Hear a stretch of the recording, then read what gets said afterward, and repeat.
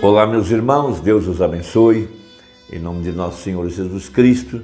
Para mim é um grande privilégio, uma grande honra estar aqui para mais uma conversa desse dia. E hoje eu quero comentar alguns parágrafos da mensagem, o quinto selo, e apoiá-lo com Apocalipse 22, aonde o profeta nos ensina algo extraordinário a respeito da manifestação do Filho do Homem, a respeito do ministério do profeta Elias aqui no tempo do fim, quando a palavra de Deus seria revelada ao seu povo de uma forma extraordinária. Eu admito que para dar crédito à mensagem do profeta, como ela foi pregada, como ela foi manifestada, e a própria vida que manifestou o profeta precisa de graça, precisa da revelação do Senhor Jesus Cristo, porque toda a mensagem ela aponta para Cristo, ela não aponta para o profeta não é, a mensagem ela não é, o Mombrano não é o fim em si mesmo, ele apontou para Cristo o tempo todo, e Cristo é a palavra manifestada. É isso que toda a Bíblia, para onde toda a Bíblia aponta, ela aponta para Cristo. Cristo é o mistério de Deus revelado. Por isso o profeta disse que haveria uma nova era efesiana. Por quê? Porque ali no livro de Efésios está a grande revelação da manifestação do grande mistério de Deus, Deus mesmo expressado ou expressando-se a si mesmo através de um vaso humano, através do corpo, palavra do Filho do Homem, Deus mesmo materializado de acordo com a profecia, o mistério que esteve oculto desde todos os séculos e que agora foi manifesto aos seus santos, aos quais Deus quis saber qual é, ou quis revelar qual é a glória desse mistério. Então o profeta abre um grande mistério dentro do quinto selo, a respeito daquele anjo que falava com João, que revelava a João o livro de Apocalipse, que apontava para ele as escrituras, que dizia o que ele tinha que escrever, veja, e o que ele deveria colocar em forma de símbolos, o que ele deveria selar. E o profeta Mombrano abre um grande mistério dentro do quinto selo. Veja, isso é algo somente para eleitos, isso é somente para um povo especial que tem recebido de Deus a graça de receber uma fé igualmente preciosa. Esses que estão abençoados com todas as bênçãos espirituais nos lugares celestiais, esses que podem compreender os mistérios da palavra. Veja, Cristo, veja, Ele mesmo, Jesus Cristo, manifestado em carne humana, através do seu vaso. Veja, o espírito de profecia encarnado na igreja. Isso é algo muito maravilhoso. Veja o que diz a Escritura em Apocalipse 22, verso 6. Veja, o anjo estava ministrando para João. Veja, e disse-me, veja, o anjo que falava com João, e disse-me, estas palavras são fiéis e verdadeiras, e o Senhor, o Deus dos santos profetas, enviou o seu anjo para mostrar aos seus servos as coisas que em breve hão de acontecer. No verso 7, veja, o Espírito Santo, Cristo, que está ministrando a palavra para João, através do anjo, veja o que diz Cristo. Eis que presto venho. Bem-aventurado aquele que guarda as palavras da profecia deste livro. Veja, Cristo falando através do anjo, usando a primeira pessoa do singular. Eu, pronome pessoal, eu presto venho. E eu, João, sou aquele que vi e ouvi estas coisas. E havendo-as ouvido e visto, prostrei-me aos pés do anjo que mas mostrava para o adorar. Quando o anjo disse, eis que presto venho, João pensou que era o próprio Jesus Cristo em pessoa que estava diante dele. E por isso ele quis adorar o anjo. Mas o anjo disse, veja, olha, não faças tal, porque eu sou conservo teu e de teus irmãos, os profetas, e dos que guardam as palavras deste livro. Adora a Deus. Aqui está a grande verdade, que a verdadeira igreja nunca seria enganada e ela jamais adoraria a um homem. Ela pode rasgar o véu e ver o que está atrás da pele humana. Atrás da pele está Cristo. A pele não é objeto de nossa adoração. O vaso de barro não é objeto de nossa adoração. O objeto de nossa adoração é Cristo, o Espírito Santo, que está falando através do seu anjo. E quem é esse anjo aqui? Esse anjo é um profeta? A própria Bíblia diz que sim. Ele disse-me, não seles as palavras da profecia deste livro. Veja, em Apocalipse 10, quando o anjo forte desceu do céu e 7 trovões falaram as suas vozes, este anjo disse, não escreva, sela.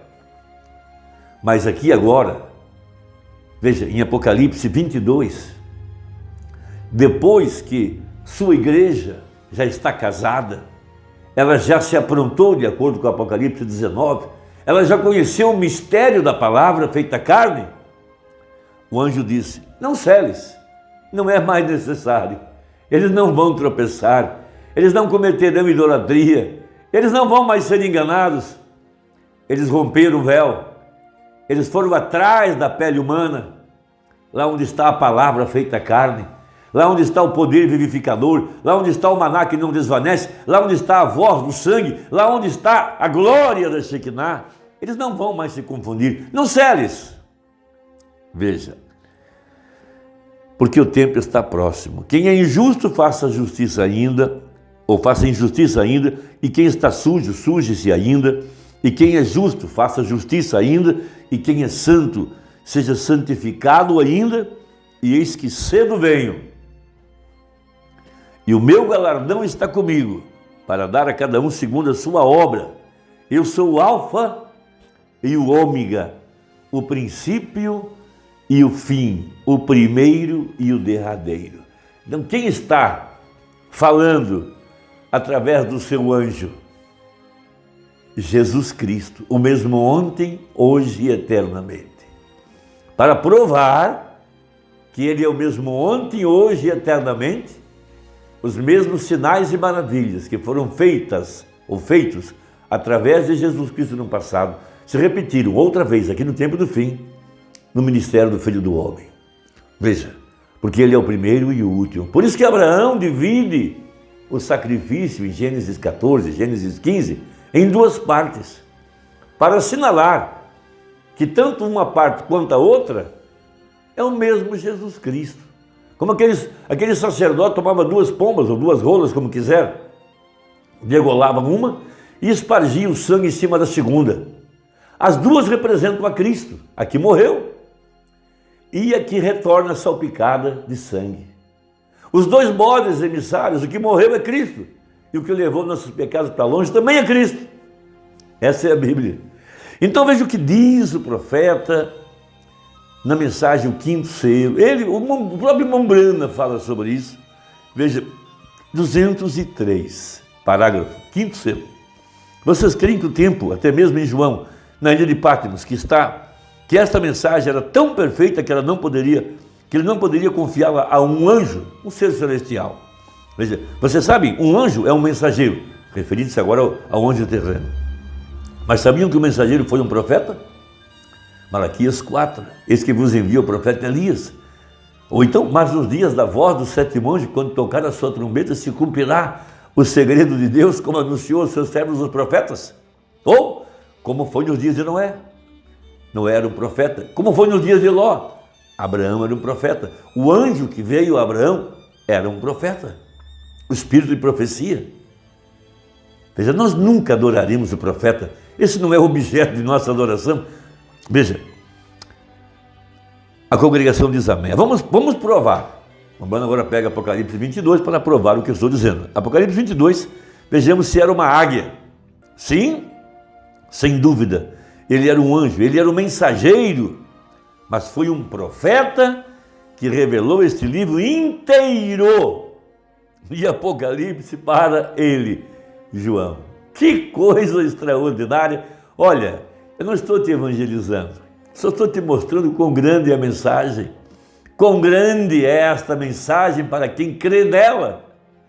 Então, seguindo aqui, Apocalipse 22, verso 9, veja, lá está escrito, e disse-me, olha, não faças tal, porque eu sou um dos conservos teus e de teus irmãos o profeta, ou um profeta. Observa o que João viu.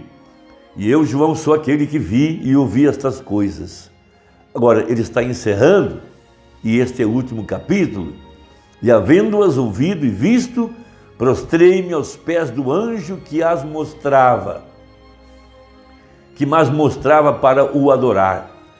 E ele, veja, então, o anjo, veja, nenhum profeta verdadeiro seria adorado ou mensageiro de qualquer tipo, isso é a Deus somente. William Branham não é objeto de nossa adoração, jamais, nenhum homem, jamais. Cristo, ele é o objeto da nossa adoração. Veja, e disse-me, olha, não faças tal, porque eu sou conservo teu e de teus irmãos, os profetas. Então o anjo que falava com João era um profeta. E dos que guardam as palavras deste livro, adora a Deus. Está vendo? Agora, o livro era tão importante que é a palavra de Deus. Agora observe, e quando a palavra de Deus é trazida, ela tem de ser trazida pelo profeta, porque é a esse que a palavra de Deus vem. Veja, 211, toda a palavra de Deus é trazida, a Bíblia não muda o sistema de modo algum. Veja, é a mesma coisa, tem de vir a esse vidente que estamos esperando chegar. Agora note Apocalipse 10, de 1 a 7. Irmão, eu espero que isso te ajude um pouco. Ontem falamos a respeito de provando sua palavra. Veja, parágrafo 236, provando sua palavra, para provar o que está sendo dito. Veja, naquele dia o Filho do Homem se revelará. Para quê?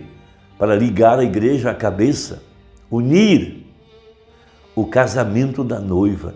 O chamado do noivo virá diretamente através disso, quando o Filho do Homem descer e vier em carne humana para unir os dois. A igreja tem de ser a palavra, e ele é a palavra, e os dois se unem.